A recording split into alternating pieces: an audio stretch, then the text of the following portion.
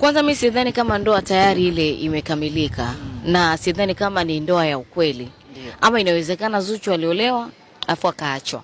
Kwa sababu mpaka sasa kinachoendelea kwenye mitandao ni hali ya sintofahamu kwa maneno ya Diamond Platnumz ambayo ameandika. Ukisoma maneno yote, lakini kuna ule mstari wa mwisho ule anaojielezea kwamba yeye ni Diamond, kwamba alishawahi kuoa, lakini baadaye atakuja kutuelezea ni kwa nini ameamua hivyo. Yaani alishawahi kuoa. Ina maana ya kwamba alimuoa Zuchu akamwacha, au alishawahi kuoa. Ina maana alioa before Diamond huyu tunayemfahamu. Na nimejaribu kumfuatilia Diamond kwa karibu mno, hakuwahi kuoa before.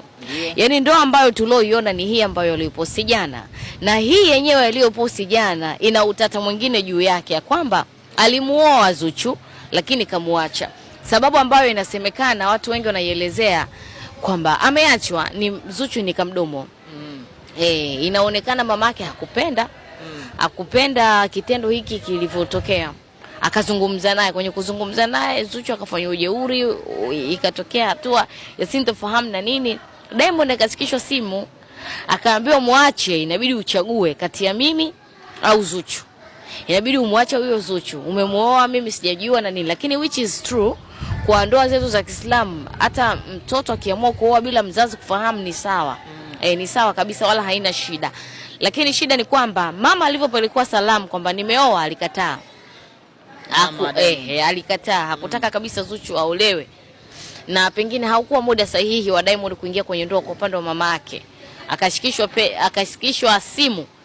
Akatoa talaka 3 kwenye simu. Ikafa hivyo. Hayo ni maneno ambayo watu wanazungumza.